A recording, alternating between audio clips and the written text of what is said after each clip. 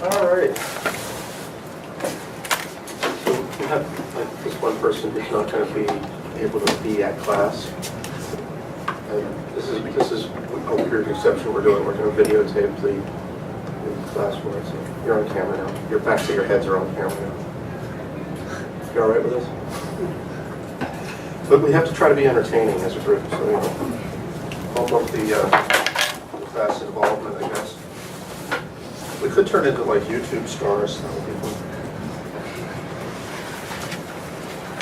All right, so let me first just go through the roles. This week should be the last of doing that. Eric Barfield? I'm sorry, Barfield, I think. Oh, thank you. Crystal Basic? Melissa Piola? Paul Brown? That's all. Robert Brown? Francesco Napoli? Brandon Ebert? Anthony Espinoza? Allison Ferrara? Are you in my last name? Yeah, I sent you an email from her that I was in here. You responded to me. Oh, then I did. Okay.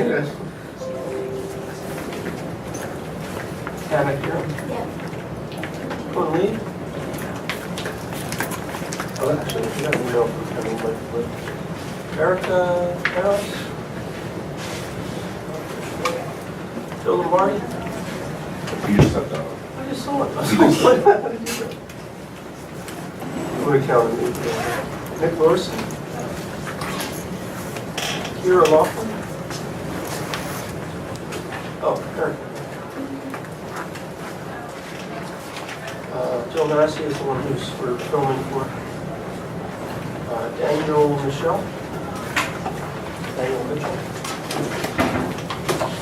Robert Cruz. Samantha Price. Rachel Radley. Maria Sanchez. And Amanda Valentine. Okay.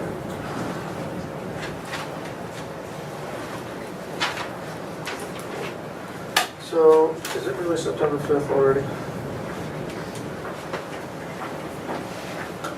It's like, what, 7 days of summer now? I just want to make sure you got me. I walked in a little bit late. Okay, what's it? Eric Powerful. Okay. Awesome. What did I just do with the other sheet?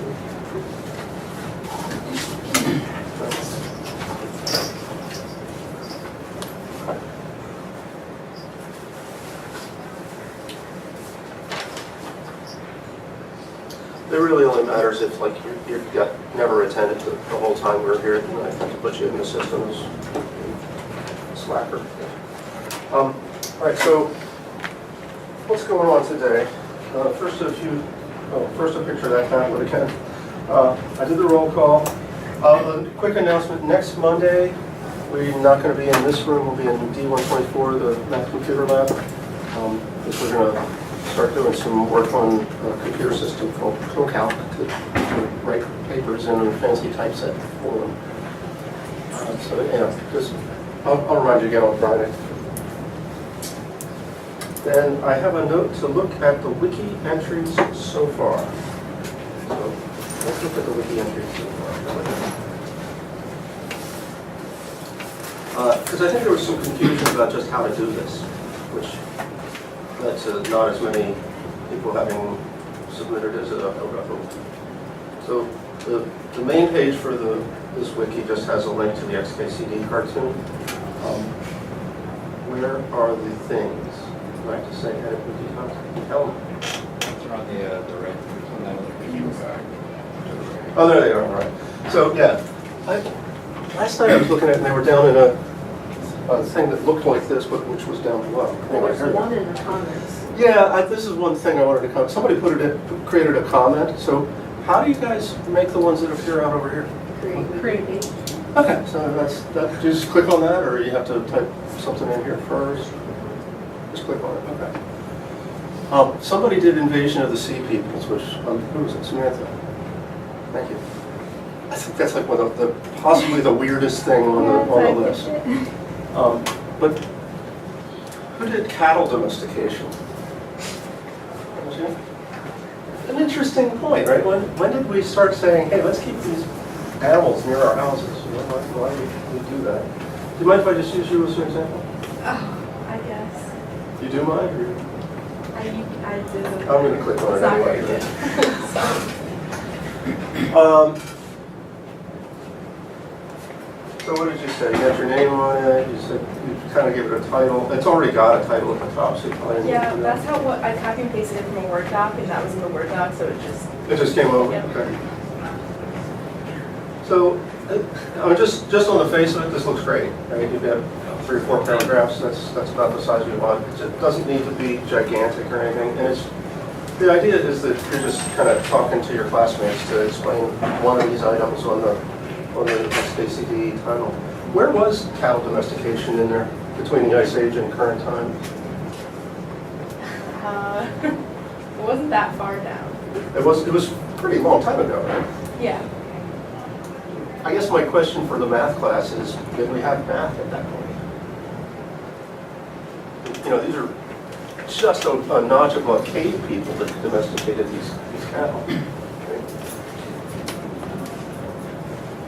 Would you say we have math or not?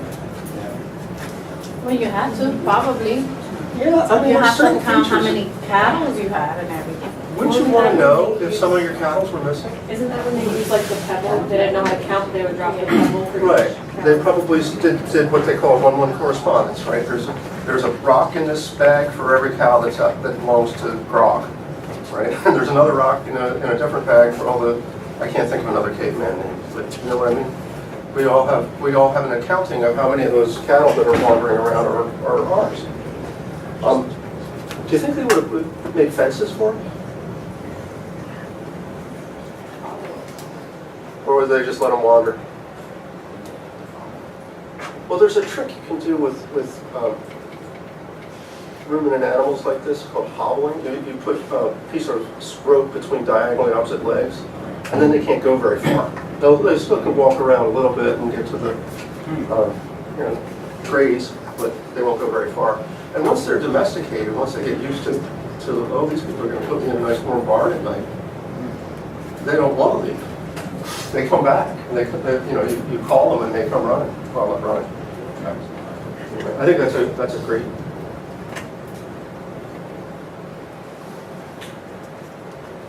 Wow, they really use mitochondrial DNA to do this research.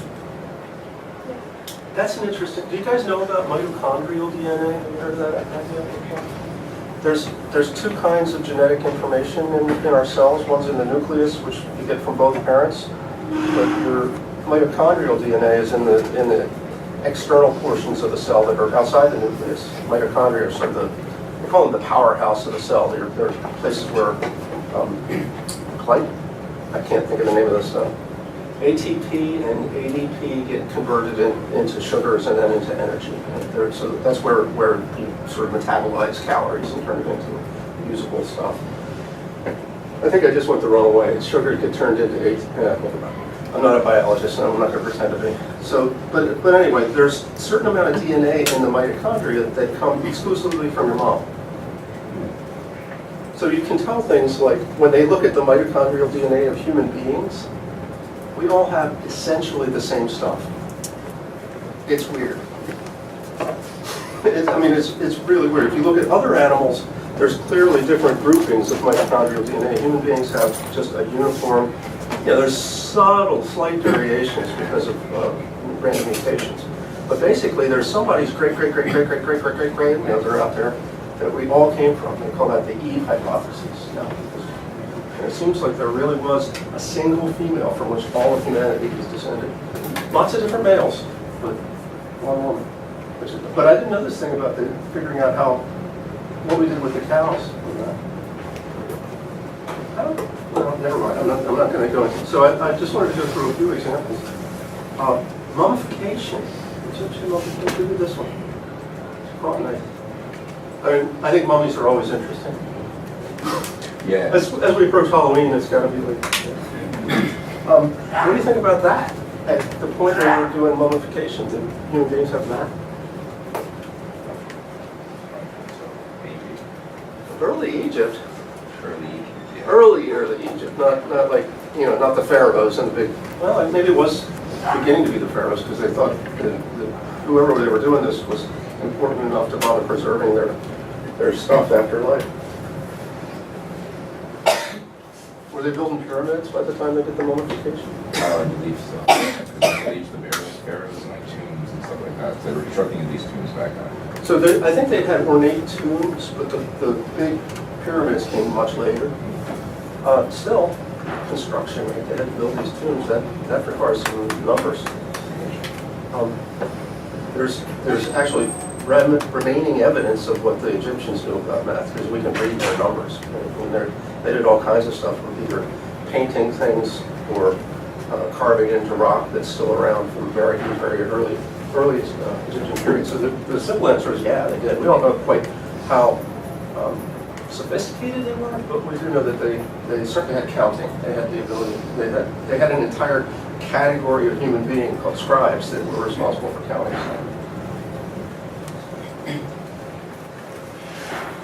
The Lascaux Caves. Who's this? Okay. Again, size is perfect. I'm not going to go and read this in front of everybody right now, but what is that about? It's just about like murals and paintings and engravings found in caves. Is this they're sort of crude pictures, so they show people hunting animals and stuff? Yeah, they're mostly of animals. There are some humans, but they said that some of the like paintings and engravings they found, they couldn't really like depict like what they were. It was just like they had to guess what it was, but the things that they could make were like the animals. So you can definitely tell, there's human figures and there's a deer, and maybe this is about, it's anybody's guess, right? But I think they were thinking it was about trying to teach other people how to hunt. Right? This is how you would do it. But it could be other things, like trying to set up a magic spell to make the hunt go well. Nobody quite knows. What do you think in terms of math? Was this before or after people started being neutered?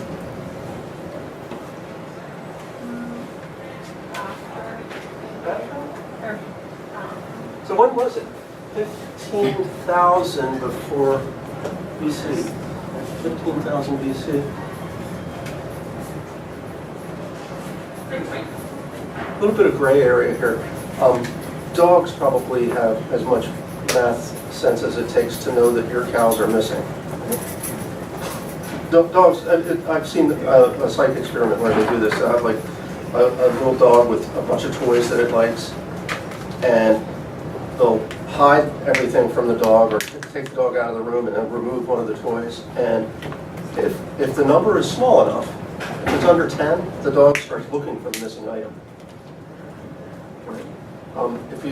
If you do that with a human being, they can get up to around 15 or so. That is like a toddler, a little child.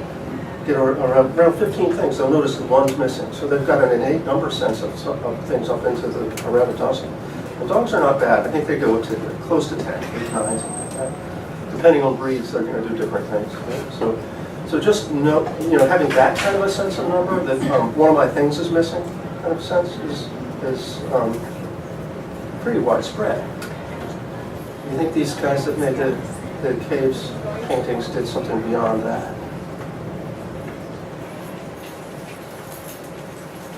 I think they had some notion of tallying stuff. Like there's this thing in the reading that I handed out to you where they showed like marks scraped into just a chunk of bone. I mean, that's one way to do basic counting.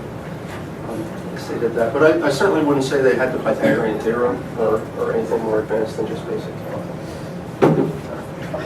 So those of you who haven't done a wiki page yet, most of us are here, it looks like, but I was trying to be kind of harsh that end of the day today is the due date, but maybe I'll go all the way to midnight and try to get something in there. Cool, that's that.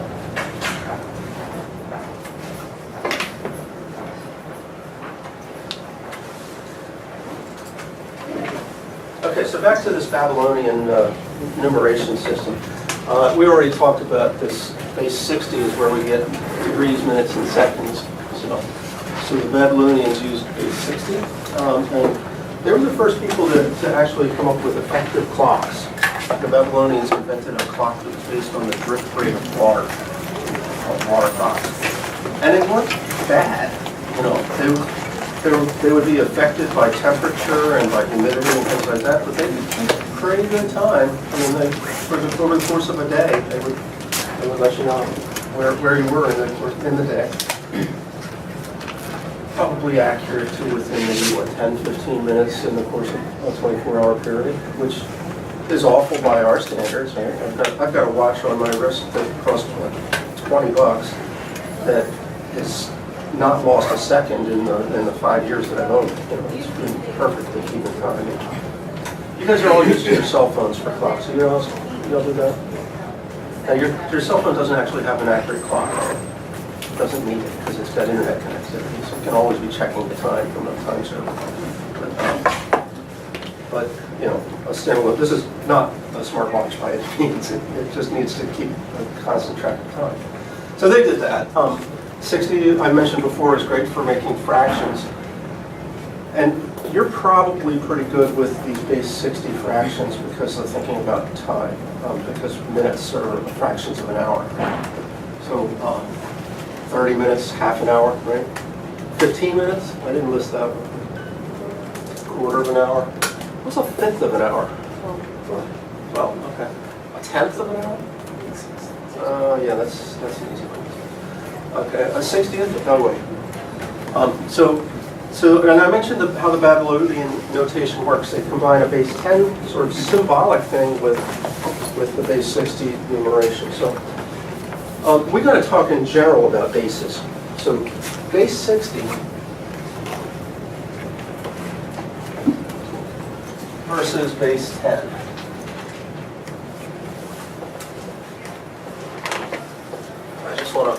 I want to give us a simple example. If I'm writing 1, 2, 3,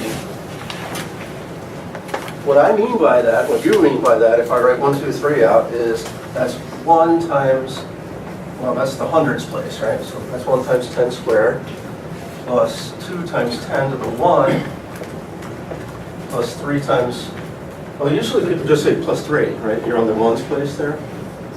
Could I write that as a power of 10?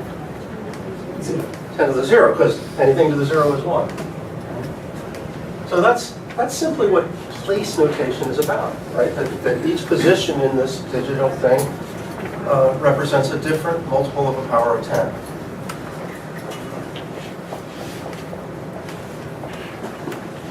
Suppose a Babylonian wrote 1, 2, 3.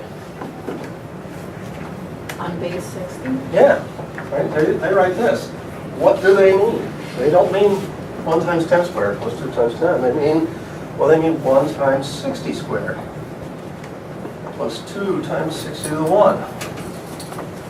I'm just going to write plus 3 because I'm running out of space.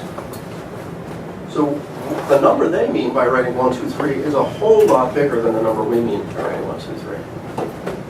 I didn't bring a calculator, did I? Oh, yes, I did. 60 squared, that's 3,600. Maybe I don't need a calculator. 2 times 60 is 120. And 3 is 3. 3723. Now, when you have 2 different bases floating around like we do right now, we got base 10 on that side and base 60 on this side, but down here I've got another number that's actually a base 10 number. I just was trying to write this so that we would understand what that number is. You need to have some way of expressing to somebody else who's looking at this junk that this one is a base 60 number and that one's a base 10 number. Right? So you do that by putting a little subscript on things. Put a 10 down there and a 60 up there.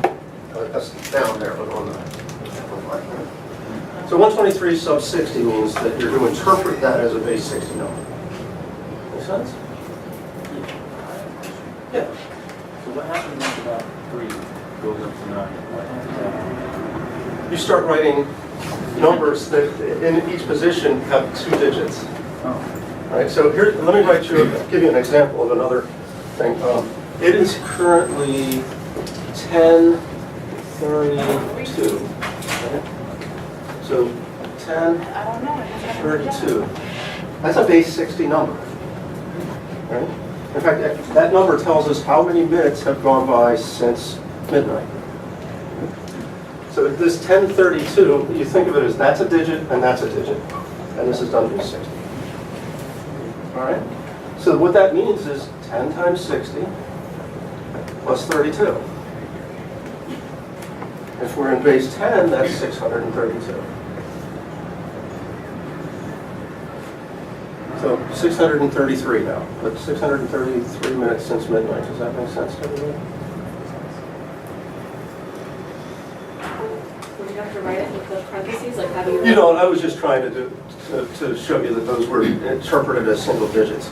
Now, when the Babylonians did this stuff, they would have wrote these things using those hash marks. And I brought in some toys for us to play with. And I literally went out in the woods and sharpened sticks for you guys. They're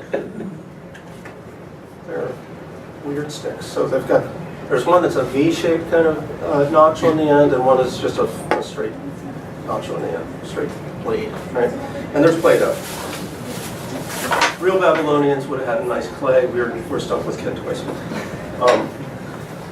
But a Babylonian would have written this number that I've just done right here, 1032, as 10, and then 32. And they would get really sloppy about how these things are laid out, by the way. As long as, this one that I wrote is arrow, arrow, arrow, stroke, stroke, might have looked like arrow, arrow, arrow. You know, they just, as long as you could count how many of those V's there were, they were fine with it. The strokes, they usually kept them in place, but the V's get all messed up. Yeah. When you were doing that the other day and showing pictures, there were also horizontal lines. Did those have any meaning? Or were those... They don't. They're just in there as sort of marks the vertical things get put in a tic-tac-toe pattern. There's 9 positions, right?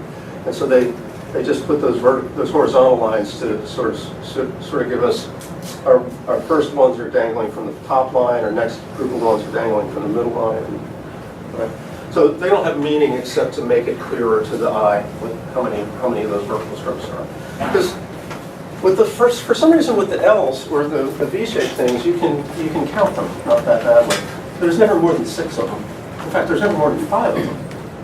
Right?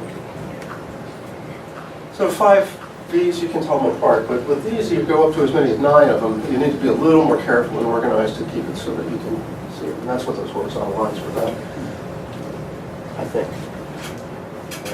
I mean, we're talking about something that happened 5,000 years ago.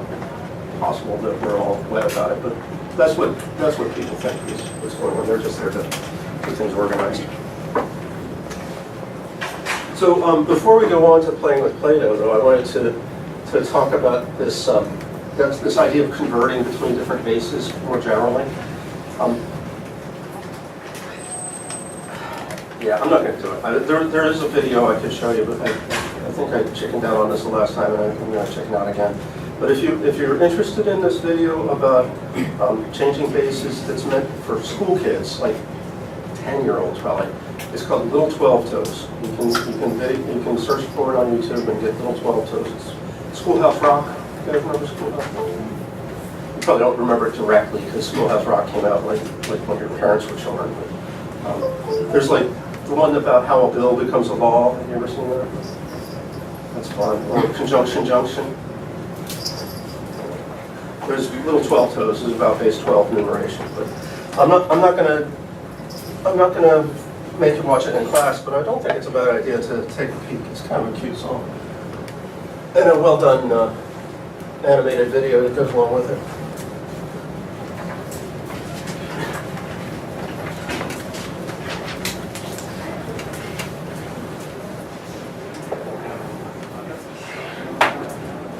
So yeah, it's likely that, well, it's for sure that different civilizations have had different bases to use as the the system for their numerals. We use base 10 that came from India and Arabia to have that system. Actually, I think they got it from one another at some point. But base 5 is pretty reasonable. I'm gonna go with a weird base for now. That probably human beings would not use, base 7. All right? I think it's green. It's coming out of the speakers. Yeah. Stop it. How can I, it's muted. Weird. It's probably just getting updates for the computers. It's doing my other class yesterday. Same thing. I'll have to call IT and find out what that's about. All right, so where was it? Oh, I was saying I want to use base 7. This is an example you probably, no human culture would use, but why not? So we're going to have base 7 numbers and base 10 numbers.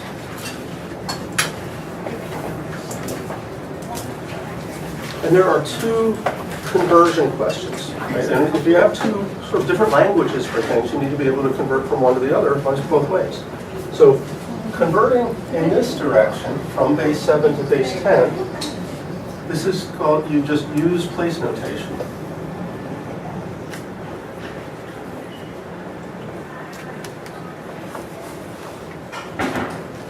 And we'll think about how to go the other way. If we've got a base 10 number and we want to tell these base 7 people what that is to them, how do we do that conversion? I'll come back to that in a second. But let's use place notation to convert a base 7 number into a base 10 number. Suppose the base 7 people had the number 3, 4, 6, 1. 3, 4, 6, 1. Actually, wait a minute. Let me cheat on you in a second. Let me make this 3, 4, 6, 9.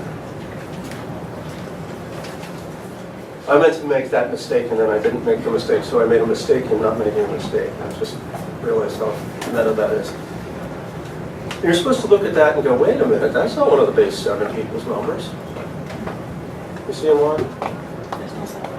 There's no 9. There's no 9s, there's no 8s, there's no 7s in their numbers. Their digits go from 0 to 6. And after 6, they start reusing things to they'll have 2-digit numbers. So this wouldn't happen. That's the trick on it. So, but 3, 4, 6, 1 is fine. Each one of those is smaller than the base. So I'm going to use place notation. This is for us, we'd say it's the thousands place. I don't know what the base 7 people would call it, but this is a 3 in the 7 to the 3rd power position. And that's a 4 in the 7 squared spot, and there's a 6 in the 7's position, and then there's a 1. So yeah, I probably need a calculator to figure that out. 7 cubed is 343.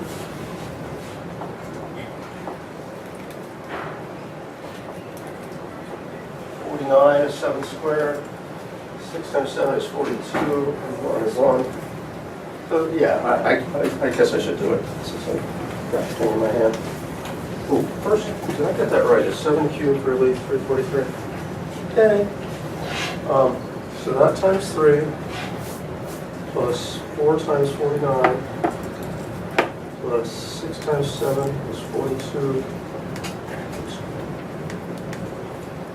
1268.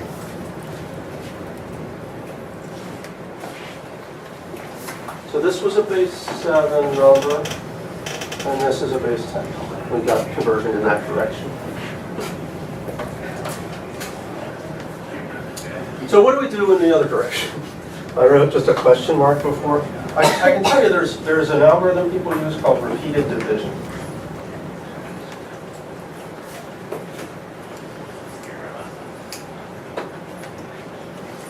And it stems from thinking about how you get whatever's in the units place in a base 7 number. So if I, given a base 10 number,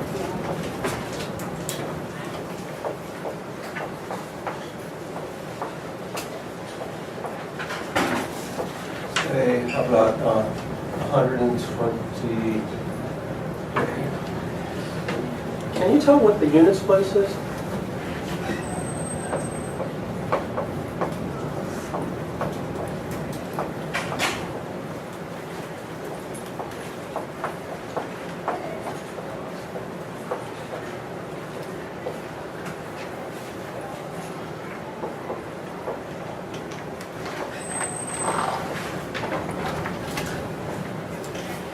That's a question. So, what would you do to figure out what's in the ones place of this thing?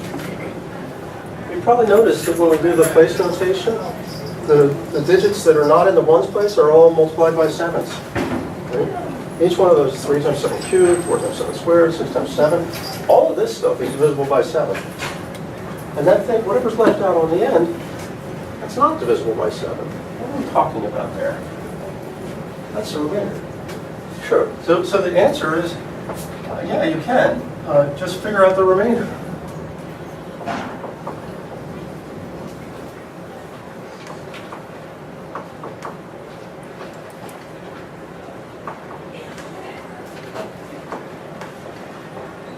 I'm going to take 123 and divide 7 into it. Okay. So do a little quick long division. 7 doesn't go into 1, but it does go into 12 once. And you multiply it back, and you subtract 53. 7 does not go into 53. I mean, you get it. It does not go into 5, but it does go into 53. It goes 7. Sorry? 7 times? Okay. 7 times 7 is 49. And that's 4. That's a remainder because it's smaller than 7. Okay. So that would be the units place.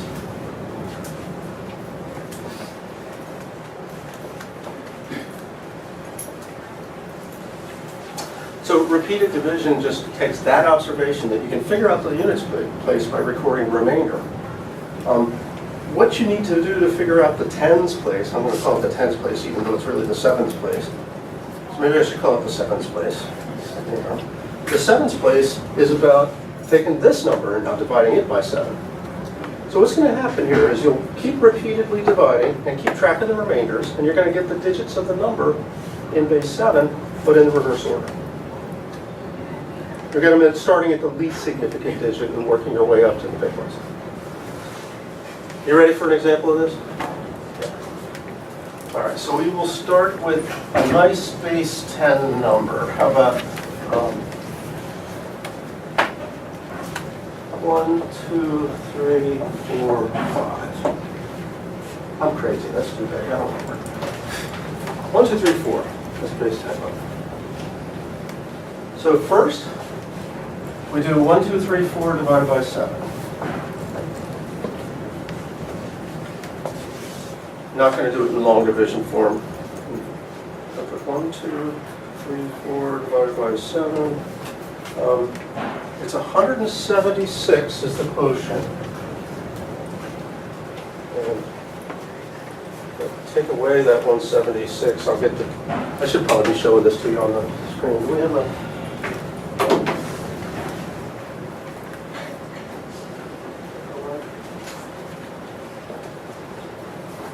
I'm noticing the other weird thing is I've got the light on that washes out the screen. All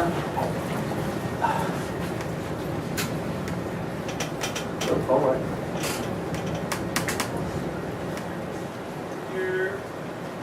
That's really very nice. Okay, so I took the 120, 1, 2, 3, 4 and divided by 7, and you could see the digit, the main part of the answer was 176, and then there's some decimal place stuff. Basically, that number tells you the quotient, and this decimal stuff tells you what's the remainder. Okay? So why did I take away 176 there? So just get the part that's after the decimal point all by itself. 1.35. Now that's actually a fraction involving 7. In fact, I can tell it's 2 over 7, I'm pretty sure. To figure out which fraction involving 7 is, just times it by 7. It's 2 sevens. Okay. So the remainder here was 2. And that's our units digit. Now where do we go from there?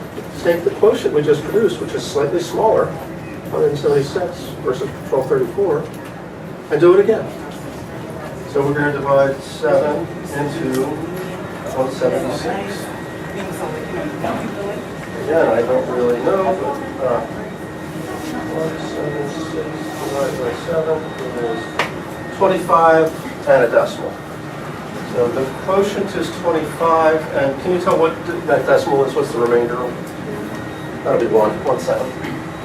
So this must have been 175, if you multiply that. Yeah. So remainder 1, that's our second digit. That's in the sevens place. So now we look 7 into 25. Finally, what I can do in my head. That goes 3 times. 3 times 7 is 21. The remainder is 20. That's a digit. Weird question for you. How am I going to know when we're done?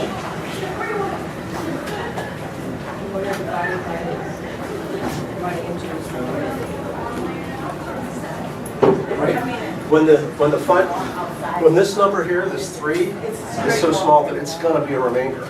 Or another way to say it is the quotient is going to come out 0. So that's happened. So on the next step, 7 into 3 goes no times, and the remainder is 3. So that's a digit.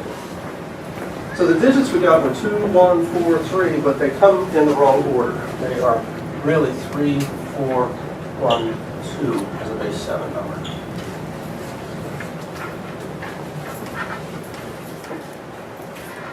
Now you may not be convinced that this works. I'm not sure I am at this point. Just kept repeatedly dividing by the base and kind of kept track of the remainders. Is that really how you get the digit? How do you check? Yeah, right. We've got it. We know that the place notation way is going to give us a valid thing. So we'll just check this by using place notation to figure out what this base 7 number is as a base 10 thing. Let me check. It's going to be 3 times 7 cubed plus 4 times 7 squared plus 1 times 7 plus 2. I'll do that on the calculator.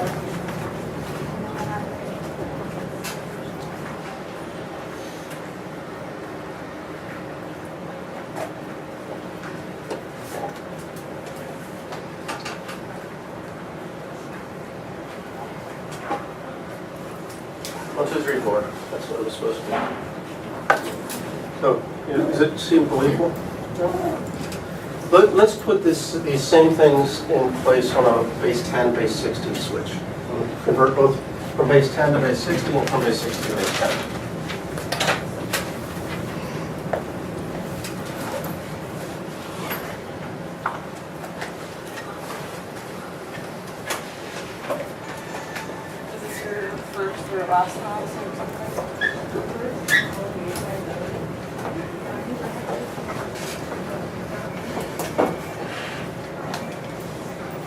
So I need a good base 60 number.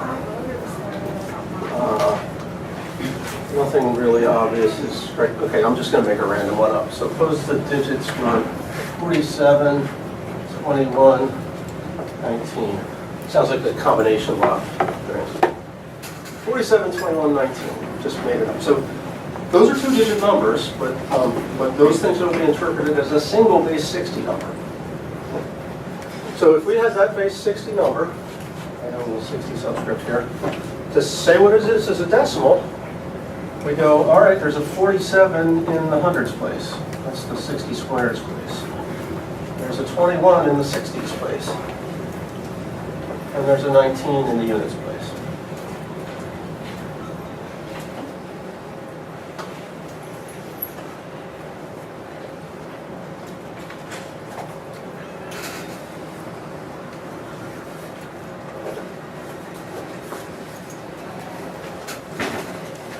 $117,479. That's a base 10 number.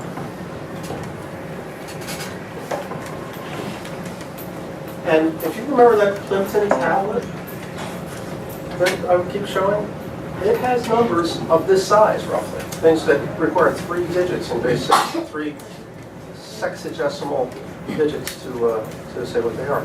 So these Babylonians were dealing with numbers of around this size, up into the millions in fact. They had some of them in the millions. So yeah, these guys were definitely doing that. There was math at a fairly complex level going on. Just in terms of the size of the numbers, that's kind of impressive. We're well past the counting on our fingers stage when you're talking about numbers that size. Huh? Oh, God. Yes. So you think about how multiplication works for us, right? You just separate out the, I guess I can show it to you. Have you ever seen like 117 times 23? This way, this way. So this is 100 times 20. 100 times 20 is 2,000. Goes at that intersection. 100 times 3 is 300.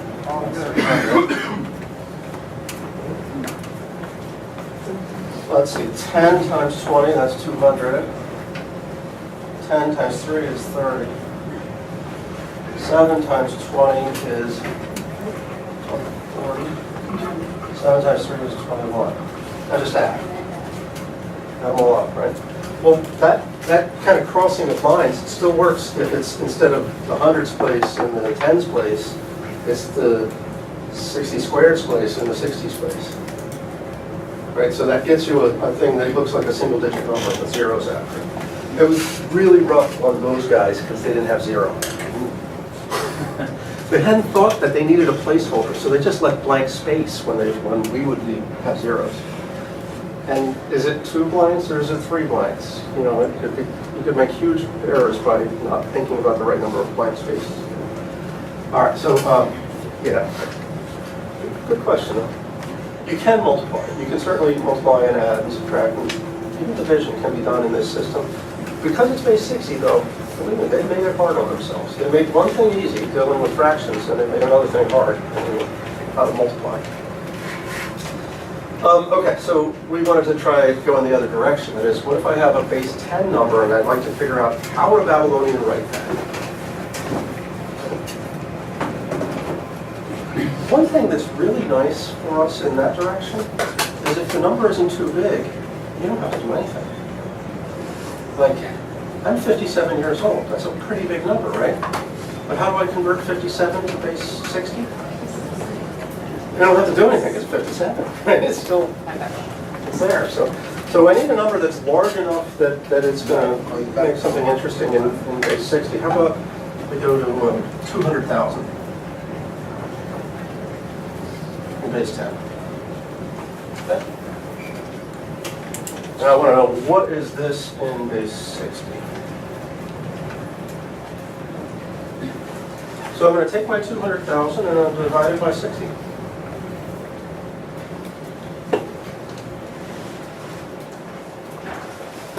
And I get 3,333 and then 0.333333. Can you recognize 0.333333? What fraction is that? 1/3, and what is that in minutes?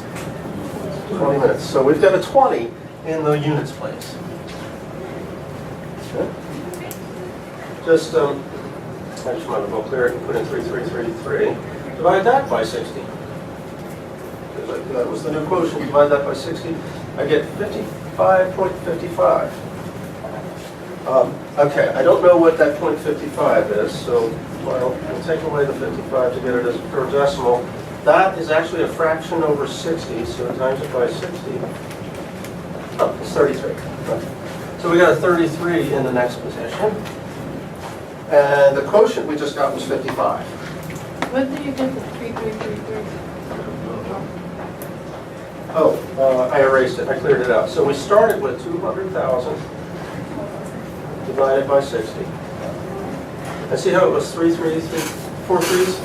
And then the decimal point was the 1/3 that came after it. So we're actually keeping track of the 20.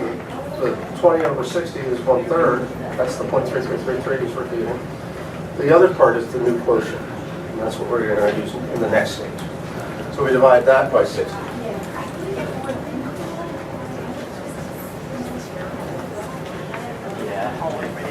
Came to 55.55 times 60. That's the 33 that we have. So that's the remainder. And our new quotient is the other part, the 55. Well, 55 is small enough to be a remainder, isn't it? So here is our number, 55, 33, 20, as a base 60 number. A little bit hard because I work solely on the calculator without kind of writing down the intermediates. I think a lot of times people like to see the long divisions of things written out. But we've got our number, and how can we check? You know, use the place notation definition to see what that is. It should be, let's see, 55 times 3600, that's 60 squared, right? Plus 33 times 60. Oh, yeah, no, they always, my dad was like. Plus what? 200,000. How was your 20 in first remainder? Say again? How was your 20 in first remainder? Yeah, so the first remainder we got is the smallest digit in the thing. It's the ones place, basically. How was 55 is 65? We divide, so you divide by 60. So you take the big number, 200,000, divide it by 60, figure out what that remainder is. So you guys will be doing this on Friday instead. I'll bring the toys back again. Maybe I can get in the woods and make some more steps. Because there's not quite enough to go around. Second,